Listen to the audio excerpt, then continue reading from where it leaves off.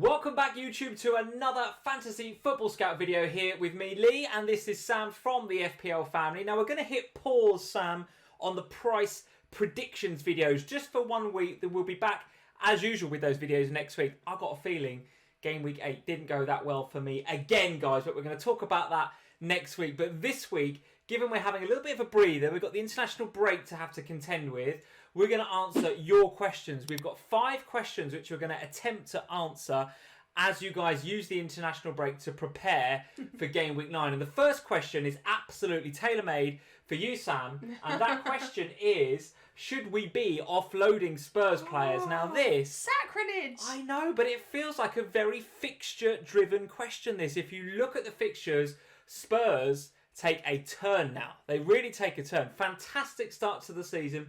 3 back-to-back victories in the last 3 game weeks.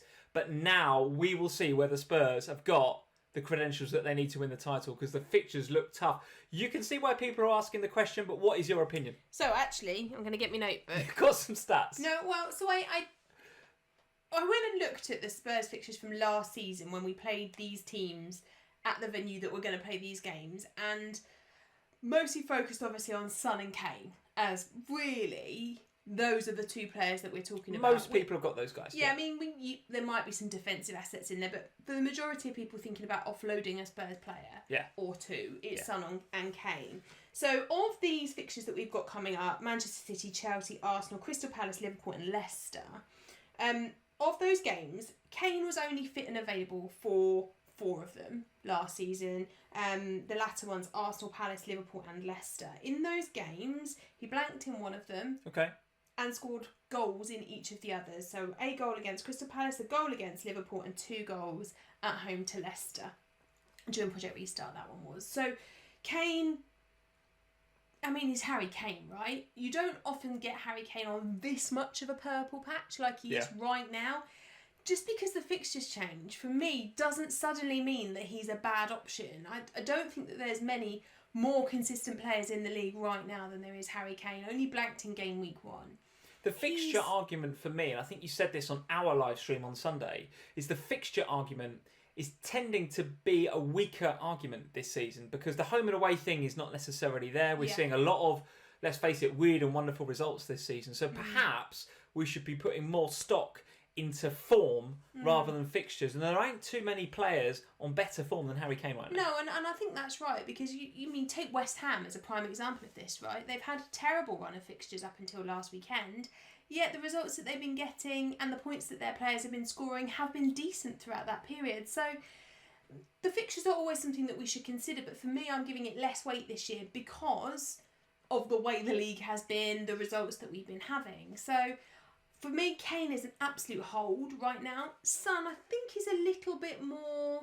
Yeah, so here's the question. Should we be offloading Spurs players? And I think my answer would be, it depends on where you are with Spurs players right now. If you are just on Harry Kane, I would find it personally quite hard to offload him. But if you're doubled up in the way that I am, for example, with Kane and Son, that with those fixtures looks like too much of your budget to spend on Spurs. And I think I would I'd prefer to have everybody, but you can't have everybody, and I think getting rid of Son over Kane feels like the right thing to do. Yeah, and in these 6 fixtures last season, Sonny played all of them, scored in 2 of them. So, not bad returns, but equally not the prolific returns we saw from Kane last season. And I feel like you can bank on Kane a little bit more than you can. He is so reliable this year, it's unbelievable. Yeah, a little bit more than you can on Son, and I think... And I know one of the questions we've got coming up is about Man City, but given their twist of fixtures, you're probably going to want a Man City midfielder. And therefore, Son being offloaded to make way for one of them, or indeed the Chelsea midfield, who have been so good in the last couple of game weeks, does make a lot of sense. So for me, offload one, hold the other. Okay, so the answer to the question then is, it sounds like it depends where you are with Spurs right now. Don't offload them all, guys. I think we are saying have a look at that form over the fixtures potentially. All right, second question is, what are your plans then for Man City players? The follow-on question to the first question. So, should we be offloading our Spurs players is the first question. Well, maybe not all of them, but the ones that we do offload on, as you alluded to a second ago, it feels like you might want to move along to Man City players. Now, if you look at the Fantasy Football Scout fixture ticker on the right-hand side. If you remember, on the Fantasy Football Scout website, you can go over to the ticker on the right-hand side and you can sort by difficulty rating. And right now, if you do that, bottom of the pile right now is Spurs in terms of the difficulty of fixtures. Right at the top of that list is Man City. So we are about to witness a big fixture swing, and Man City have got, after that Spurs game, 3 really nice home games in their next 4. Yeah, and particularly now with the ticker, you can delete games, take game weeks out. So if you take away that Spurs fixture that Man City have got in game week 9, the ticker looks amazing for Manchester Burnley, City. Fulham and West Brom. The only thing I'd say is that these are clubs that will, as we've seen with the likes of Leeds when they've been to Anfield and played against Manchester City, these are the sort of clubs that will just grind, dig deep and try and hold it out against Man City. And that sometimes means, as we saw when Burnley, for example, played Spurs, as we saw when West Brom played Spurs, it sometimes makes it difficult for these teams to go wild and score loads of goals. Doesn't always. Sometimes you get the result that we all anticipate. But sometimes you do just get that 1-0 win, or 1-1 draw was in the case of Man City and Leeds a couple of weeks back. So I think for me, there's definitely a need for Man City. For me, it's KDB. Of all of them, he's the one that I trust the most. I think Jesus is a good option if you want to offload Kane, or if you've freed up some money elsewhere and you've got money to invest in another premium striker, then Jesus looks like a good option. Just to pick up on the point you just made though, Man City are not exactly free scoring right now. They're if we not. look at their, and I know you love an XG stat, if you look at their average XG from last season, it was way higher. It's something like 2.5, whereas right now they're down into the sort of 1.2 territory in terms of expected goals per game. And if you go back and look at the last 5 game weeks, they've not scored more than 1 goal in a game. And they've been games like Leeds, like you say, Leeds away 1-1, Arsenal was 1-0, West Ham away 1-1, Sheffield United away 1-0, and then the 1-1 at the Etihad against Liverpool at the weekend. So not only are they not scoring a hatful of goals, but they're not conceding a load either. So would you be looking at a Cancelo or Walker, or maybe even Ruben Diaz in the middle there? And I think, those fixtures coming up, everybody, or a lot of FPL managers, are going to be going Sterling, Jesus, KDB, because they are the obvious choice when you look at those fixtures on paper, because you think these should be massively high-scoring games for Manchester City. Yeah. I'm not convinced they're going to be. I think the likes of Burnley, they are going to dig in and they're Low going to block, try. make it hard. They're going to try and make it really, really hard for Man City, and that might just frustrate them. Now, equally, these teams don't score a lot of goals either.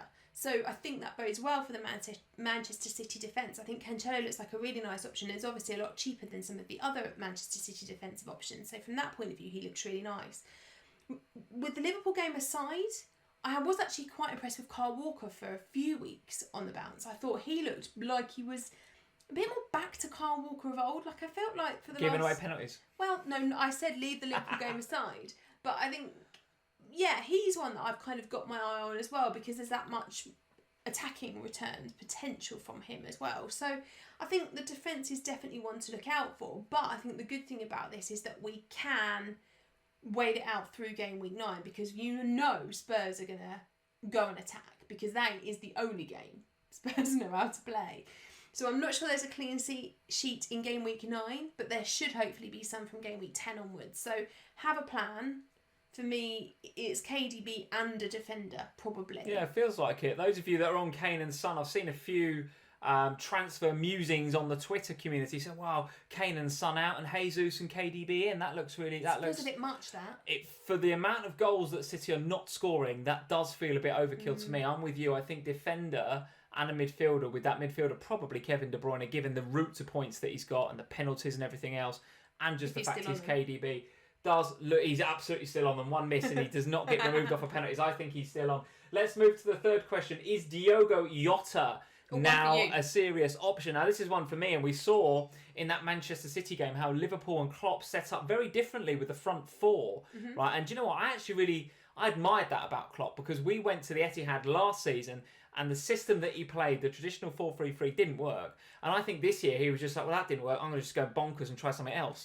And he just tried the high intensity, high press of the front 4. And actually, in that first half, which was probably the best 45 minutes of football we've had this season, I think collectively in the Premier League, that's the best half of football we've had. It was fantastic.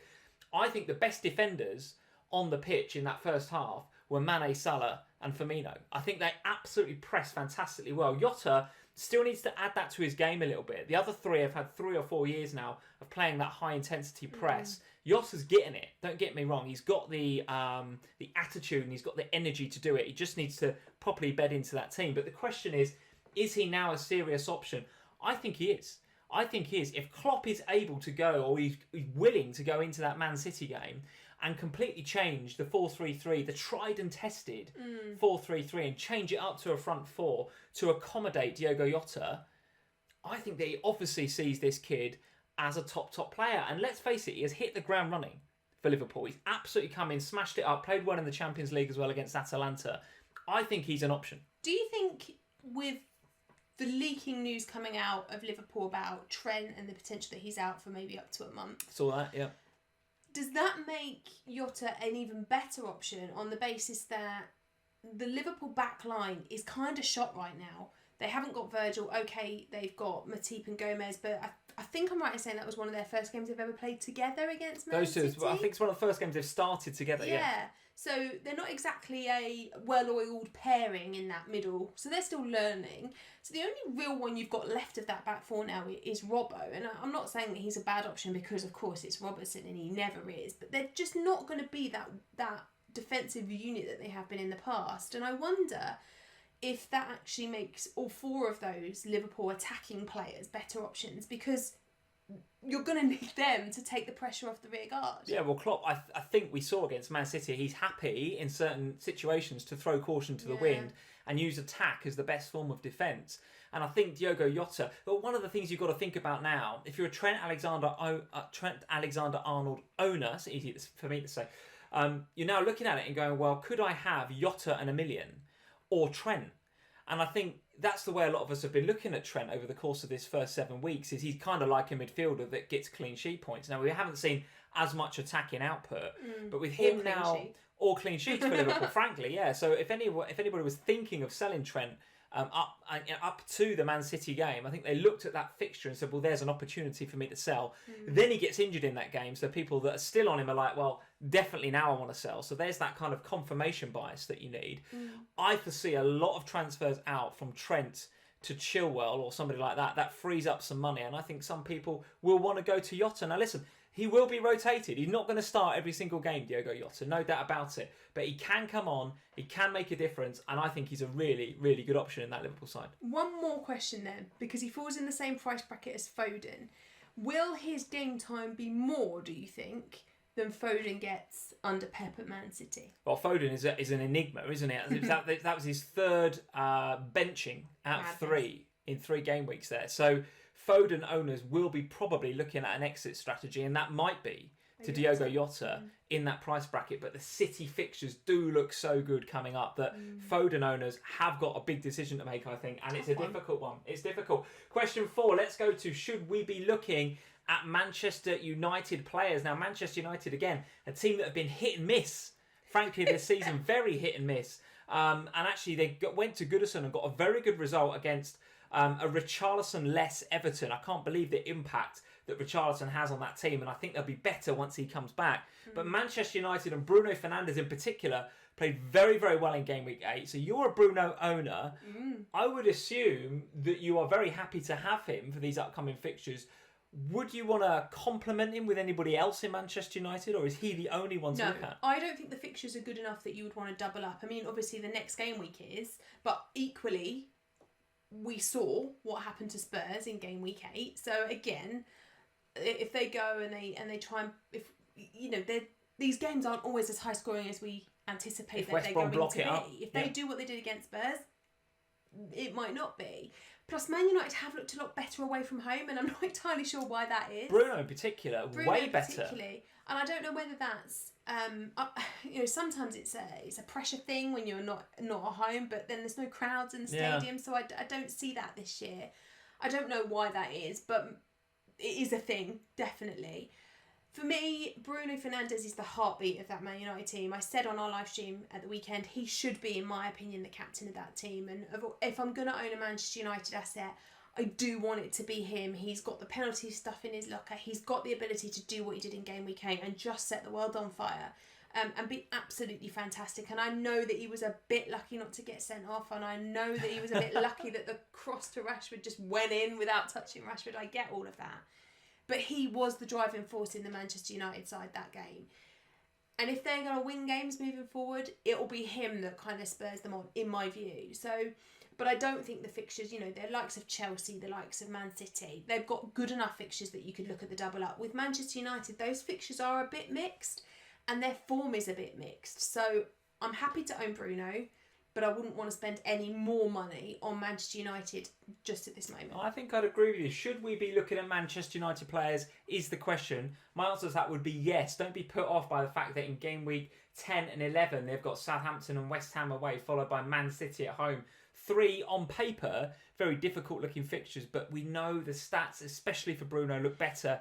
Not just the stats, the FPL points, frankly, look better for Bruno away from home. And with that game against West Brom, you've got to back Manchester United to go into that game in game week 9 and win that. So I think Bruno in particular would be the one I look at.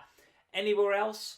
I don't feel it anywhere else. I don't feel it. I mean, even Rashford, I'm not feeling it. There's Rashford, but as a Rashford owner in the 1920 season, I always felt a bit underwhelmed owning him.